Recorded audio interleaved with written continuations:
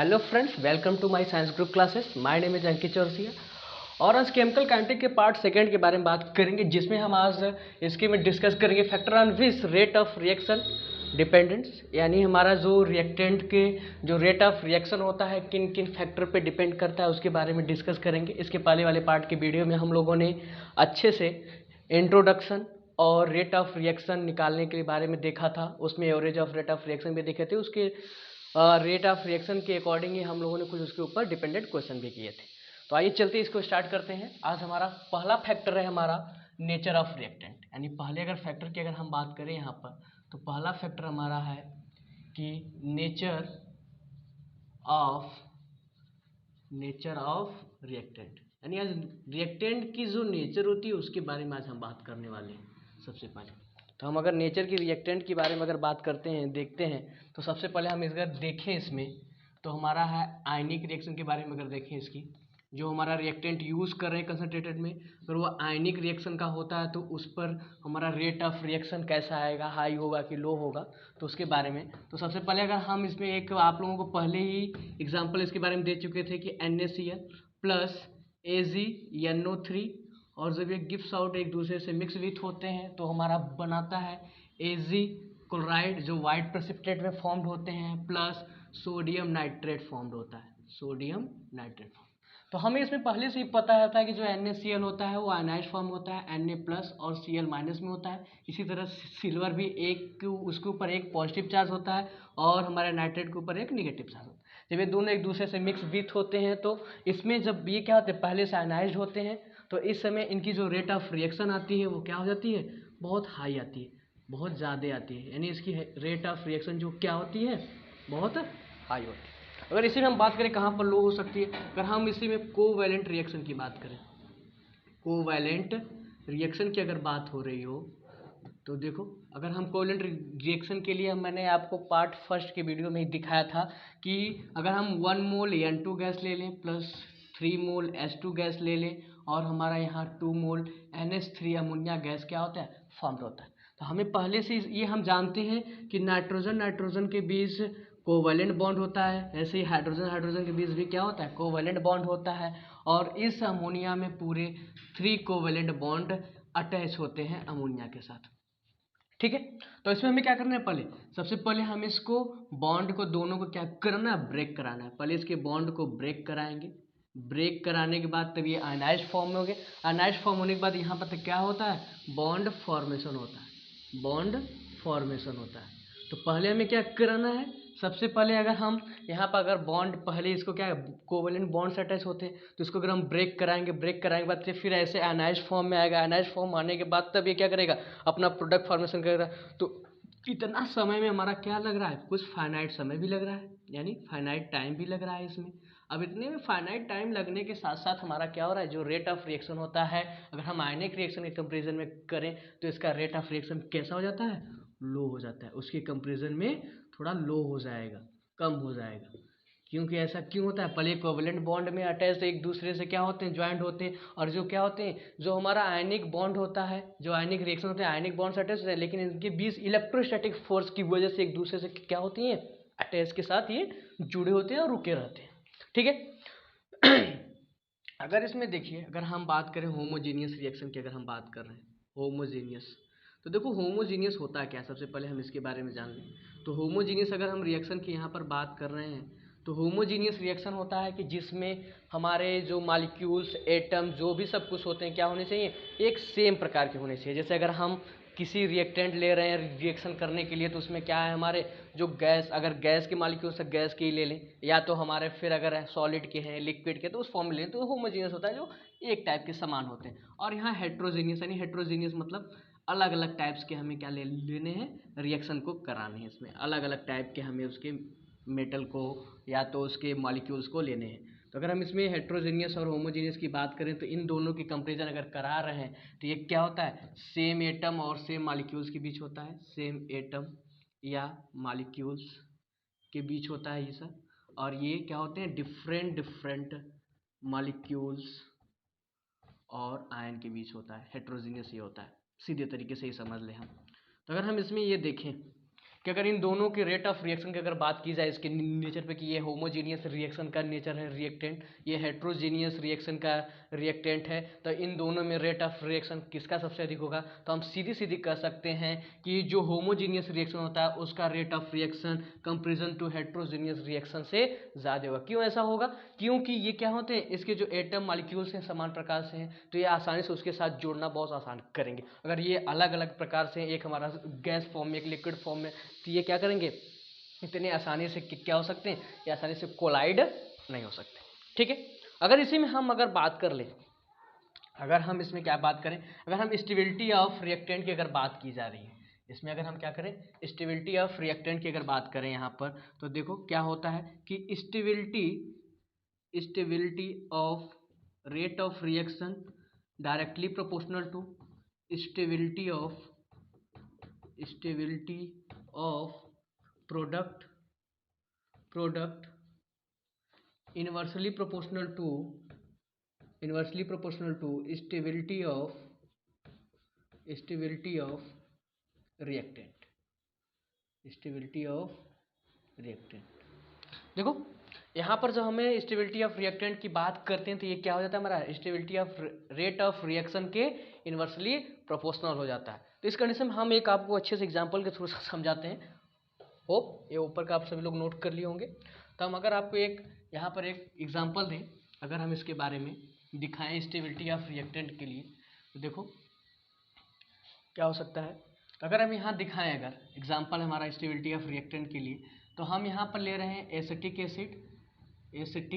Acid अगर gives out, ये form होता है हमारा CH3 COO- और H+, क्या होता है, अलग हो जाता है। ठीक है, ये रिवर्सिबल प्रोसेस होता है जो हम क्या अभी ऐसे ही करा रहे हैं। अगर हम यहाँ पर ले रहे हैं फॉर्मिक एसिड HCOH और ये फॉर्म्ड होता है HCOO- प्लस H+। देखो अगर हम यहाँ पर जो हम देखें कि जो हमारा एसिटिक एसिड है वो जो हमारा क्या है अनाइज फॉर्म में आया है, तो सबसे पहले जो हमारा मेथिल ग्रुप होता है इसके ऊपर +I इफेक्ट लगता है। +I इफेक्ट लगने की वजह से ये क्या करता है, अपने इलेक्ट्रॉनों को अपने सामने वाले ग्रुप पर क्या करता है, धक्का देता है, धकेलता है उसको। तो यानी ये क्या कर रहा है, अपने इलेक्ट्रॉन को उस पर धकेल रहा है और इसके ऊपर पहले से ही क्या है, इलेक्ट्रॉन जनरेट हुए हैं। जब इलेक्ट्रॉन जनरेट हुए हैं तो इसके ऊपर क्या हो रहा है, ये और इलेक्ट्रॉन इसको दे रहा है, इसको कम करने की कोशिश करेगा। जब किसी के ऊपर क्या होता है माइनस चार्ज आता है तो वो किसी से इलेक्ट्रॉन अपना ऐसे क्या करता है, कम करना चाहता है, शेयर कर कर अपने ऊपर के जो नेगेटिव चार्ज को हटाना चाहता है, अपने आप को स्टेबल करना चाहता है। लेकिन क्या हो रहा है यहाँ इस कंडीशन में, यहाँ की जो मेथिल ग्रुप होता है उसके ऊपर +I इफेक्ट होने की वजह से वो अपने इलेक्ट्रॉन क्या करता है, पुल करता है, धक्का देता है, यानी अपने सामने वाले ग्रुप के ऊपर। तो ये जितना ही अपने इलेक्ट्रॉन को उसके ऊपर धक्का देता जाता है, ये क्या होता है, स्टेबल न होकर और अनस्टेबल होता चला जाता है। जिस कंडीशन में इसके ऊपर एक बहुत बड़ा इलेक्ट्रॉन का क्लाउड जनरेट हो जाता है, इलेक्ट्रॉन डेंसिटी ज़्यादा हो जाती है, उस कंडीशन में जो हमारा ये ग्रुप होता है वो क्या हो जाता है, अनस्टेबल की तरह बिहेवियर करने लगता है। अगर हम ऐसे नॉर्मली इसको देखें तो ऐसा इसमें नहीं दिख सकता, तो ऐसे क्या होता है, ये अनस्टेबल हो जाएगा। तो उस कंडीशन में इस कंपेयर में ये कैसा हो जाएगा, स्टेबल, क्योंकि हाइड्रोजन के ऊपर ऐसा कुछ चार्ज ऐसा नहीं करता, इसलिए क्या हो जाएगा, ये अनस्टेबल ये स्टेबल। तो अगर हम इन दोनों की बात करें, ये हमारा रिएक्शन नंबर फर्स्ट ये सेकेंड है, तो अगर हम इसमें देखें किसका रेट ऑफ रिएक्शन सबसे अधिक होगा, तो जो स्टेबल, जिसका प्रोडक्ट जितना स्टेबल आएगा उसका रेट ऑफ रिएक्शन ही उतना अधिक होगा, यानी वो रेट ऑफ रिएक्शन उतना ही क्या हो जाएगा, स्टेबल कहलाएगा। ठीक है, तो उसका रेट ऑफ रिएक्शन जो होता है, अगर हम बात करें यहाँ पर कि उसकी रेट ऑफ रिएक्शन की बात हो रही है, तो उसकी रेट ऑफ रिएक्शन उतनी ही ज़्यादा होती है। यानी कहाँ पर, किसी केमिकल रिएक्शन में, अगर हम किसी केमिकल रिएक्शन की अगर बात कर रहे हैं, केमिकल रिएक्शन की अगर बात हो रही हो, तो जो प्रोडक्ट जितना स्टेबल होगा उसका रेट ऑफ रिएक्शन उतना ही ज़्यादा आएगा, और जो प्रोडक्ट जितना अनस्टेबल होगा, जो रिएक्टेंट हमारा जितना अनस्टेबल होगा रेट ऑफ रिएक्शन उतना ही हाई होगा। अगर हमारा रिएक्टेंट बहुत ज़्यादा स्टेबल हो रहा है तो इसलिए ये क्या हो जाएगा, हमारा रिएक्टेंट जो रेट ऑफ रिएक्शन आता है वो लेस हो जाएगा। क्यों ऐसा होगा, क्योंकि इसके रिवर्स ये हमारे क्या हो जाते हैं, डायरेक्टली प्रोपोर्शनल ना होकर ये इनवर्सली प्रोपोर्शनल है। इसके अपान में तो उतना डिवाइड होगा तो उससे कम ही होता जाएगा, इसलिए इसका अगर दोनों कंपेरिजन करें तो रेट ऑफ रिएक्शन सेकेंड का ज़्यादा होगा और फर्स्ट का कम हो जाएगा, क्योंकि इसका प्रोडक्ट स्टेबल है। इस कंडीशन में ये फार्मूला की यूज के अकॉर्डिंग हमारा क्या हो जाएगा, रेट ऑफ रिएक्शन उसका ज़्यादा हो जाएगा। ठीक है, तो इससे ये बहुत अच्छा है। अगर हम इसमें दूसरे फैक्टर की अगर बात करें, दूसरा फैक्टर अगर हम बात करें तो यहाँ पर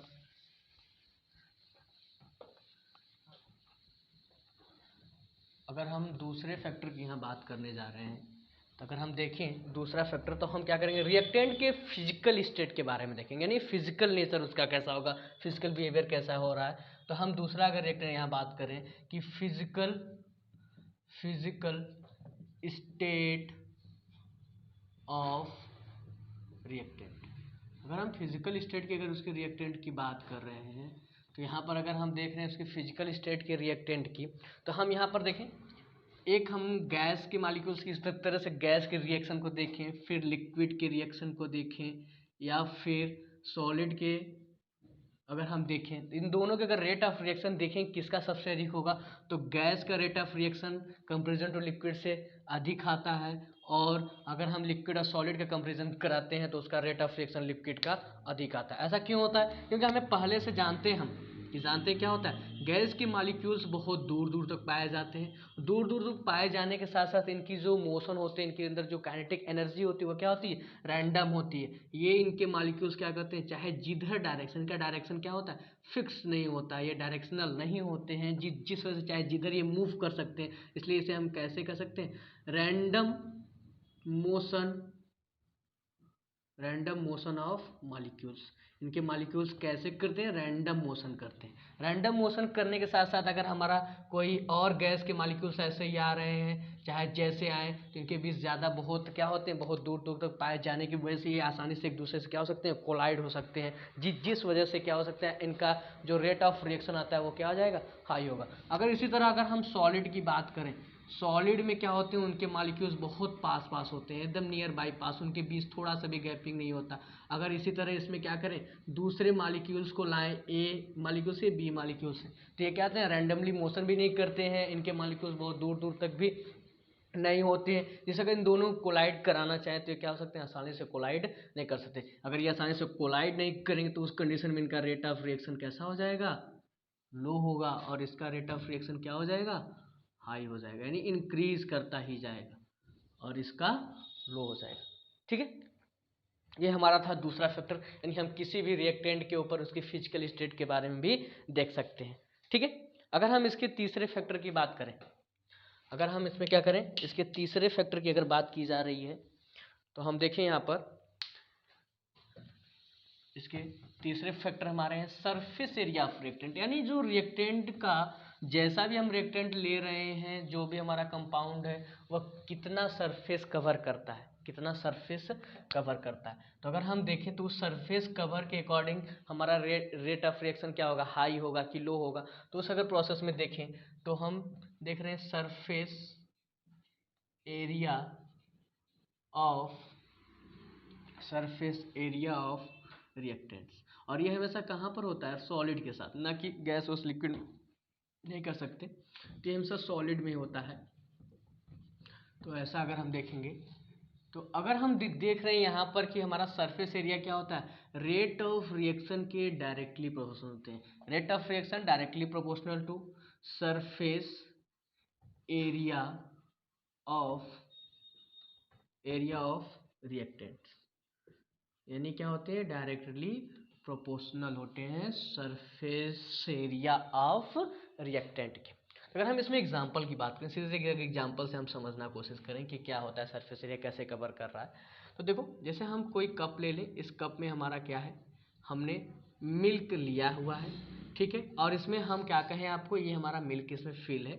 ठीक है, थोड़ा सा हॉट भी है, मिल्क है, ठीक है, गर्म किए हुए हैं। इसमें हम आपसे कहें कि इसमें हम आपको दो प्रकार के शुगर दे रहे हैं। पहला है जो टाइप्स की जो शुगर है हमारे कैसे हैं, क्यूबिक के रूप में आते हैं, जैसा आप लोग देखे होंगे टीवी वीवी में, फिल्मों में देखते हैं कि नहीं, ऐसा है कि नहीं, जो क्यूबिक के रूप में होते हैं। तो अगर हम क्यूबिक के रूप में ले लें, और साथ अगर हम दूसरे टाइप के शुगर आपको दें, किस प्रकार से, जो क्रिस्टल रूप में छोटे छोटे पाउडरों के रूप में होते हैं, छोटे छोटे होते हैं। तो आप बताइए कि सबसे पहले इसमें इस मिल्क में कौन डिजॉल्व होगा। अगर हम पहले क्यूबिक को डालें और फिर उसके बाद क्या कर रहे हैं इसमें,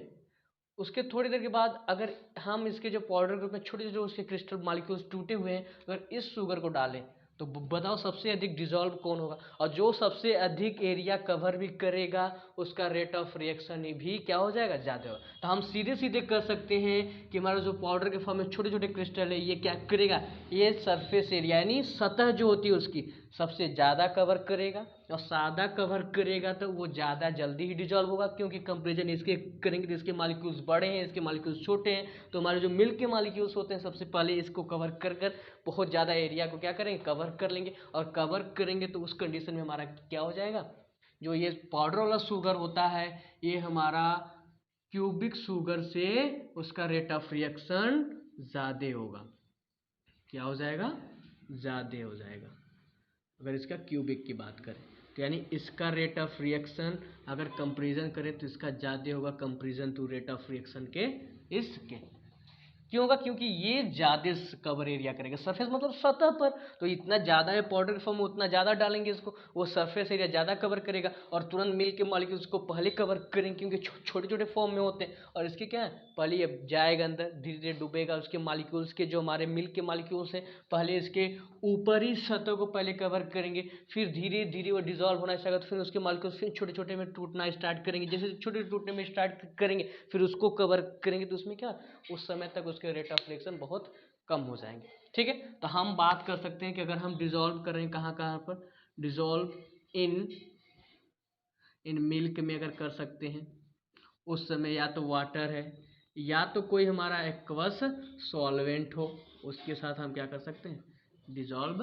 करते हैं। ठीक है, तो ये हो गया हमारा सरफेस एरिया ऑफ रिएक्टेंट, जो भी सॉलिड के लिए होता है, तो हम कह सकते हैं रेट ऑफ रिएक्शन क्या करता है, directly proportional surface area of reactant के होता है, यानी हमारा जितना ज़्यादा सरफेस एरिया रिएक्टेंट जो है जितना ज़्यादा अधिक सरफेस एरिया कवर करेगा उसका रेट ऑफ रिएक्शन उतना ही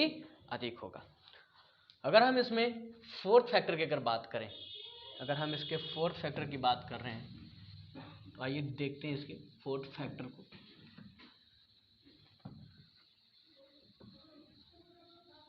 देखो इसके अगर हम फोर्थ फैक्टर की अगर बात की जा रही है, fourth factor intensity of light, अगर हम इंटेंसिटी ऑफ लाइट की बात करें इस रिएक्टेंट में, तो कुछ रिएक्शन ऐसे होते हैं कि जो नॉर्मली नहीं हो सकते, तो हमारे क्या हो सकते हैं कि एक इंटेंसिटी ऑफ लाइट किसी लाइट के ऊपर होते हैं।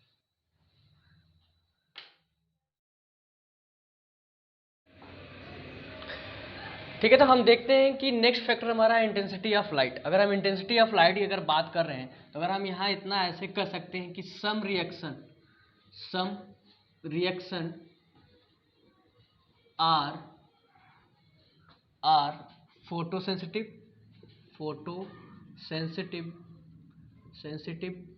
या तो उसको लाइट सेंसिटिव भी कहते हैं, लाइट सेंसिटिव। ठीक है, तो हमारे जैसे कुछ रिएक्शन ऐसे होते हैं जो हमारे क्या होते हैं, फोटो सेंसिटिव या लाइट सेंसिटिव के प्रेजेंस में ही होते हैं और किसी के प्रेजेंस में वह नहीं होना चाहते। यानी कुछ रिएक्शन ऐसे भी हमारे हैं कि जो बस फोटो सेंसिटिव, यानी हम उस पर अगर उस पर क्या करें, किसी फोटोन के अगर ऐसे प्रेजेंस करा रहे हैं, उस पर बम्बार्डमेंट करा रहे हैं, डाल रहे हैं, तो अगर हम जैसे मान लेंगे अगर रूम को हमें हीट करना है, तो यहाँ पर अगर रूम को हीट करना है तो हम क्या करेंगे, कहीं से हीटिंग लाएंगे तब ना, अगर कहीं से उसमें क्या करें फोटो सेंसिटिव कराएं, यानी हमें क्या करना है, अगर रूम में हम क्या करें, जो हमारा बल्ब नॉर्मली 10 रुपये का आता है, आप लोग देखे होंगे सूर्य बल्ब, तो वो उसको क्या करते हैं, अगर वो 100 वाट का है तो अगर एक रूम में लगाए हुए हैं तो वो क्या करेगा, बहुत समय तक धीरे धीरे रूम को हीटिंग करना स्टार्ट करेगा, और उसमें क्या करें, उसकी अगर वाट को और थोड़ा सा बढ़ा दें, यानी 200 वाट की लगा दें, अगर पहले 100 वाट का था अब क्या करें उसमें 200 वाट की लगा दें, तो वो क्या करेगा, वो बहुत जल्दी रूम को कवर करना है। अगर 300 वाट की लगा दे रहे हैं, तो यानी हम ऐसे कर सकते हैं कि जितना ज़्यादा हम क्या करेंगे वाट को बढ़ाते जाएंगे वो रूम को उतना जल्दी क्या करेगा, हीट कर देगा, यानी वो रूम उतना ही ज़्यादा क्या हो जाएगा, हीटिंग प्रोसेस ज़्यादा। यानी इस कंडीशन में ऐसे कर सकते हैं कि उसके रेट ऑफ रिएक्शन क्या हो सकते हैं, इंक्रीज कर सकते हैं। तो हम इसे देखो क्या कर सकते हैं, उसके अंदर जैसे कुछ एग्जांपल ऐसे होते हैं, जैसे हमारा एग्जांपल देखो, अगर H2 गैस है प्लस Cl2 गैस को अगर हम रिएक्शन कराते हैं तो वो भी HCl बनता है, लेकिन बहुत स्लो प्रोसेस में होता है। जैसे ही हमने वहाँ पर क्या किया, H न्यू कोई फोटान लगा दिया, H न्यू को हम क्या बोलते हैं, नॉर्मली फोटान बोलते हैं। ठीक है, फोटान बोलते हैं। तो अगर हम क्या करें वहाँ पर जैसे H2Cl के में उसके प्रेजेंस में जैसे हमने क्या किया, फोटान लाइट को लगाया, जैसे डाला उसके ऊपर, वो रिएक्शन क्या होता है, बहुत जल्दी करना स्टार्ट कर देता है। तो इस कंडीशन में हम कर सकते हैं, अगर इसके फोटान को हम बढ़ाते जाएं, अगर पहले हमने 1H न्यू लगाया है, अगर इसको थोड़ा सा और लाइट देना चाहे और बढ़ा दें, फिर क्या करें 3H न्यू कर दें, अगर ऐसे ऐसे बढ़ाते जाते हैं तो जितना हम क्या करेंगे एच न्यू को बढ़ाएंगे उसका रेट ऑफ रिएक्शन उतना ही क्या हो जाएगा, बढ़ता जाएगा। तो हम ऐसे नॉर्मली ऐसे कर सकते हैं कि अगर हम बात करें यहाँ पर कि इंटेंसिटी ऑफ लाइट में क्या करते हैं हम, अगर इंटेंसिटी ऑफ लाइट की अगर बात कर रहे हैं तो इंटेंसिटी ऑफ लाइट में नॉर्मली होता क्या है, हमारे नंबर ऑफ लाइट होते हैं, ठीक है। इंटेंसिटी ऑफ लाइट में हमारे नंबर ऑफ फोटान होते हैं, नंबर ऑफ फोटान क्या होते हैं, एच न्यू होते हैं। और उसके साथ जब हमारे नंबर ऑफ फोटान बढ़ रहे हैं तो हमारा क्या हो जाएगा, हमारा रेट ऑफ रिएक्शन भी इंक्रीज करेगा। यानी हम ऐसे कर सकते हैं कि जितना हम इंटेंसिटी ऑफ लाइट को बढ़ाएंगे, तो हम इंटेंसिटी ऑफ लाइट को बढ़ा रहे हैं यानी हम एच न्यू फोटान को बढ़ा रहे हैं, नंबर ऑफ फोटान को इंक्रीज करेंगे। तो जितना हम नंबर ऑफ फोटान को इंक्रीज करते हैं उतना ही हमारा रेट ऑफ रिएक्शन भी क्या करता है, इंक्रीज कर जाता है, यानी वो रिएक्शन उतना ही फास्ट हो जाएगा। तो हम ऐसे डायरेक्टली कर सकते हैं कि हमारा जो रेट ऑफ रिएक्शन होता है वो डायरेक्टली प्रोपोर्शनल किसके होता है, इंटेंसिटी ऑफ लाइट की। इंटेंसिटी मतलब नंबर ऑफ फोटान के इक्वल होता है। तो हम ये आई क्या है हमारा कैपिटल, इसको हम कहते हैं intensity of light, intensity of light इसको बोलते हैं। तो यानी हमारे कुछ रिएक्शन ऐसे भी होते हैं जो हमारे डिपेंड कहाँ करते हैं, बस फोटो सेंसिटिव या लाइट सेंसिटिव के प्रेजेंस में ही वो होते हैं रिएक्शन, तो वो भी हमारे रेट ऑफ रिएक्शन पे बहुत ज़्यादा डिपेंड रहते हैं। तो जितना हम ज़्यादा इंटेंसिटी ऑफ लाइट को इंक्रीज करेंगे उतना ही ज़्यादा हमारा नंबर ऑफ फोटान इंक्रीज हो रहा है, मतलब तो उतना ही ज़्यादा हमारा रेट ऑफ रिएक्शन उतना ही ज़्यादा इंक्रीज होगा, नहीं उतना ही ज़्यादा। तो हम डायरेक्टली कर सकते हैं, नॉर्मल से सीधे सीधे कर सकते हैं कि rate of reaction directly proportional to intensity of light, ठीक है। ये इसका ऐसा एग्जांपल। अगर हम नेक्स्ट फैक्टर की बात करें, नेक्स्ट फैक्टर हमारा क्या है, कैटालिस्ट। देखो अगर हम इसके नेक्स्ट फैक्टर की बात की जा रही है, fifth,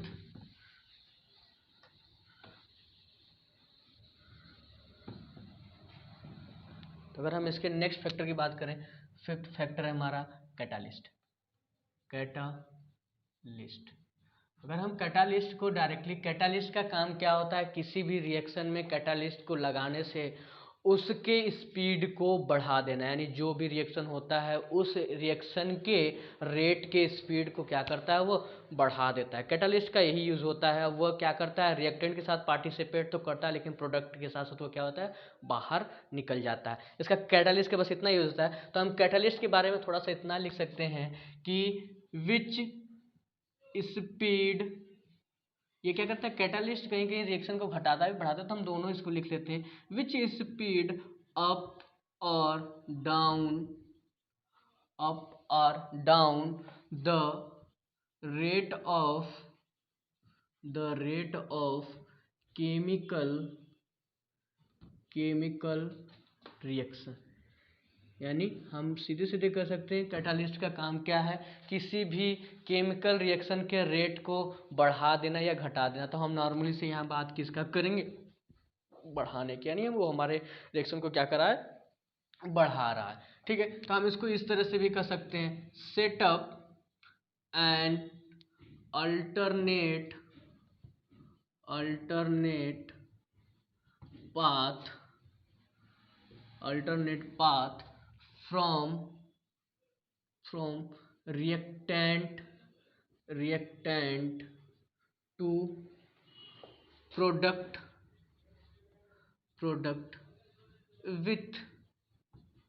with lower activation energy. इस एक्टिवेशन के एनर्जी के बारे में हम आरएनएस इक्वेशन में डिटेल में जानेंगे, जिसे हम कैपिटल ई से डिनोट करते हैं, ठीक है। तो यहाँ पर बस जानिए एक्टिवेशन की एनर्जी के लिए। तो हम क्या कर सकते हैं, set up an alternate path from reactant to product with lower activation energy. यानी जैसे ही हम कैटालिस्ट लगाते हैं तो वो क्या करता है, अल्टरनेट, वो हमेशा अपने पाथ को चेंज करता है रिएक्टेंट के प्रोडक्ट से जाते समय, और उसकी एक्टिवेशन एनर्जी भी क्या हो जाती है, लो हो जाती है। तो हम अगर इसके ग्राफ के द्वारा आपको दिखाएं, अगर हम डिनोट करें कि इस तरह से ग्राफ हमारा है और इधर हमारी क्या हो रही है, एनर्जी इंक्रीज कर रही है। ठीक है, इधर एनर्जी इंक्रीज कर रही। हमारा पहला जो कर्व बन रहा है यहाँ से स्टार्ट हो रहा है और यहाँ बन रहा है ऐसे, यानी हमारा यहाँ रिएक्टेंट है, ठीक है, रिएक्टेंट यहाँ से जो था वो बनना स्टार्ट हुआ, ठीक है, और फिर यहाँ पर क्या हमारा प्रोडक्ट फॉर्मेशन हो रहा है। तो यहाँ पर देखिए सबसे पहले जब हमने यहाँ की अगर एक्टिवेशन एनर्जी की बात करें, जिसकी जो हाई एम्पलीट्यूड होती है वही उसके टॉप पॉइंट पे हमारा क्या होता है, एक्टिवेशन एनर्जी होता है। इस हमारे जो पहला हमारा जो रिएक्शन हो रहा है इसमें हमने क्या किया, विदाउट कैटालिस्ट, यानी यहाँ पर हमने क्या किया है, कैटालिस्ट का यूज बिल्कुल भी नहीं किया है। तो जहाँ हम कैटालिस्ट की यूज़ नहीं किए उसकी जो एक्टिवेशन एनर्जी आती है बहुत हाई आती है वहाँ पर, और जैसे ही हमने क्या किया उसी रिएक्शन में हमने क्या किया, कैटालिस्ट यूज़ कर लिया, तो उसकी जो हाई एम्पलीट्यूड की जो टॉपेट है उसकी जो एक्टिवेशन एनर्जी है वो क्या हो जाती है विथ कैटालिस्ट। जैसे ही हमने कैटालिस्ट का यूज़ किया,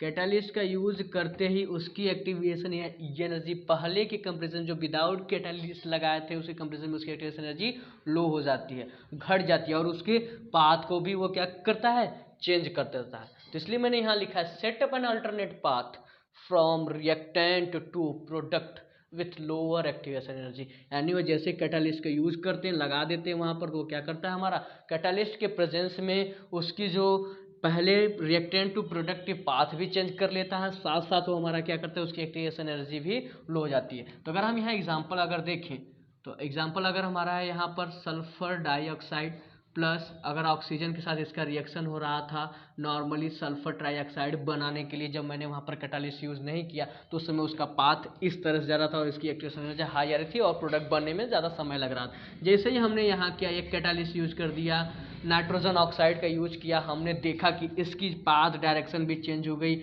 और हमने कैटालिस्ट भी यूज़ कर दिया नाइट्रोजन ऑक्साइड की, और उस कंडीशन में उसकी एक्टिवेशन एनर्जी स्लो हो गई और रेट ऑफ रिएक्शन को उसने क्या किया, बढ़ा दिया। तो यानी एक्सपेरिमेंट के बाद पाया गया कि देखा गया वहाँ पर कि जो रेट ऑफ रिएक्शन होता है कैटालिस्ट के डायरेक्टली प्रोपोर्शनल होता है। हम जो कैटालिस्ट लगाते हैं वही हमारे रेट ऑफ रिएक्शन को इंक्रीज करता है। तो यहाँ पर हम सीधे सीधे लिख सकते हैं कि जो रेट ऑफ रिएक्शन होता है किसके डायरेक्टली प्रोपोर्शनल होगा,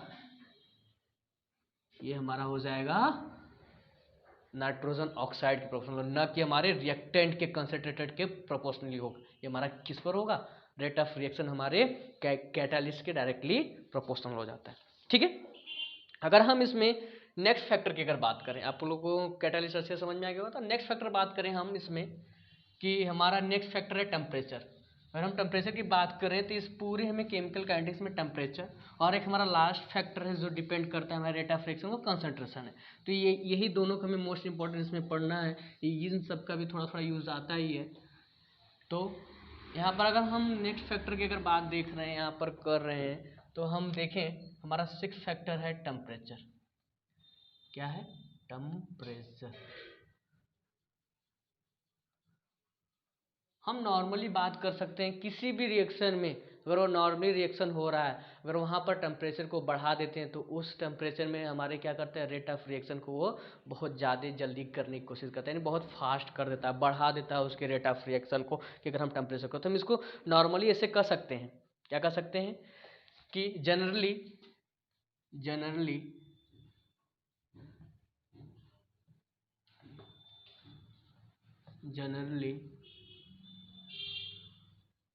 rate of reaction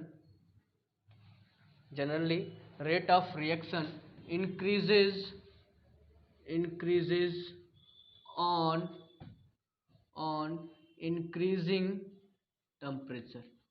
यानी हम नॉर्मली कर सकते हैं कि increasing temperature,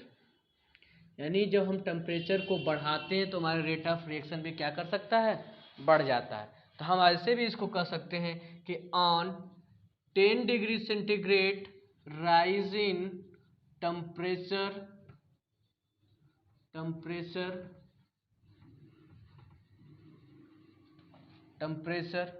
the rate of reaction 2 to 3 times, rate of reaction increases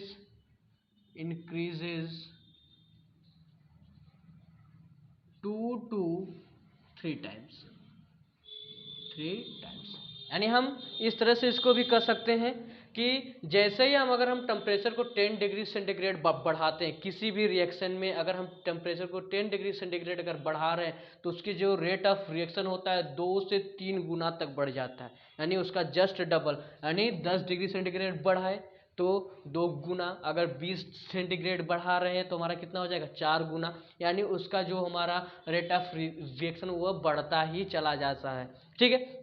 इसको हमें क्या करना है, आरएनएस इक्वेशन में अच्छे से इसके बारे में जानेंगे, हमारा टेम्परेचर के अकॉर्डिंग कितना बढ़ाने पर उसका कितना जस्ट डबल होता जा रहा है। तो बस नॉर्मली हम समझ लीजिए इस फैक्टर में कि on 10 degree centigrade rise in temperature the rate of reaction increases 2 to 3 times, इतना आपको माइंड में याद होना चाहिए। तो अगर हम यहाँ इसमें आरएनएस इक्वेशन के बारे में ही बस पढ़ना है टेम्परेचर में, एक पूरे इस पर लेक्चर हमारी होगी, वीडियो होगी। तो हम आरएनएस इक्वेशन की अगर बात कर ले नॉर्मली यहाँ देखें तो आरएनएस इक्वेशन होता है capital K is equal to A exponential term power minus E A upon R T, ये इसका इक्वेशन होता है, आरएनएस ने दिया था, जिससे हम इसे कहते हैं रेट कांस्टेंट। ठीक है, ये रेट कांस्टेंट है हमारा, ये हमारा है आरएनएस फैक्टर है। ठीक है, और ये हमारा क्या है, एक्टिवेशन एनर्जी, इसी को एक्टिवेशन एनर्जी कहते हैं।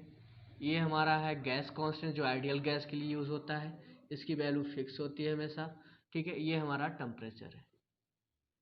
ये हमारा टेम्परेचर। ठीक है, तो इतना बात करना है। अगर हम इसके नेक्स्ट फैक्टर की अगर बात करें यहाँ पर कि कंसंट्रेटेड ऑफ रिएक्टेंट, तो अगर हम कंसंट्रेटेड ऑफ रिएक्टेंट की अगर यहाँ पर बात की जा रही है, मतलब जो हमारा लास्ट फैक्टर है इसका, इसी 2 फैक्टर के बारे में हमें यहाँ पढ़ना है। तो अगर हम यहाँ लास्ट फैक्टर की बात करें, कंसंट्रेशन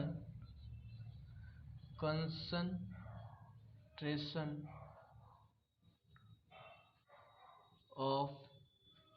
रिएक्टेंट्स, देखो कंसंट्रेशन ऑफ रिएक्टेंट की अगर हम बात की जा रही है तो यहाँ पर अगर इसके बारे में हम पहले सीधे सीधे अगर ऐसा भी कर सकते हैं कि अगर हमारा कंसंट्रेशन ऑफ रिएक्टेंट को अगर हम इंक्रीज कर रहे हैं तो हमारा रेट ऑफ रिएक्शन भी क्या कर सकता है, इंक्रीज कर सकता है। तो हम ऐसे भी लिख सकते हैं, जनरली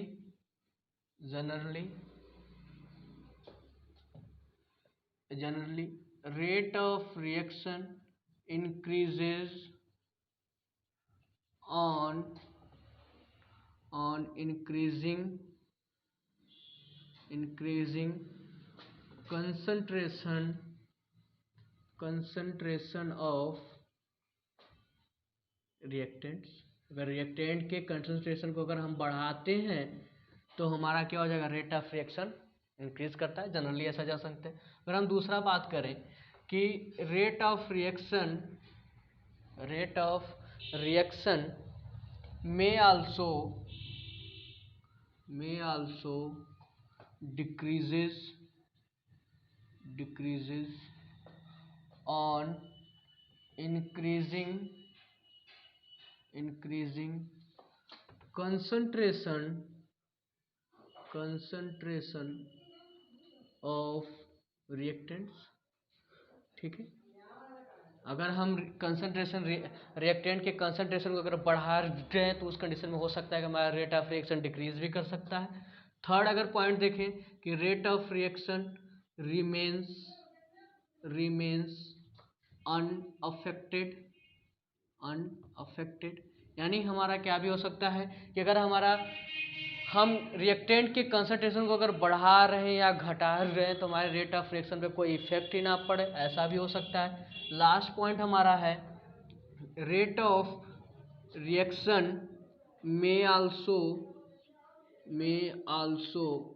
depend upon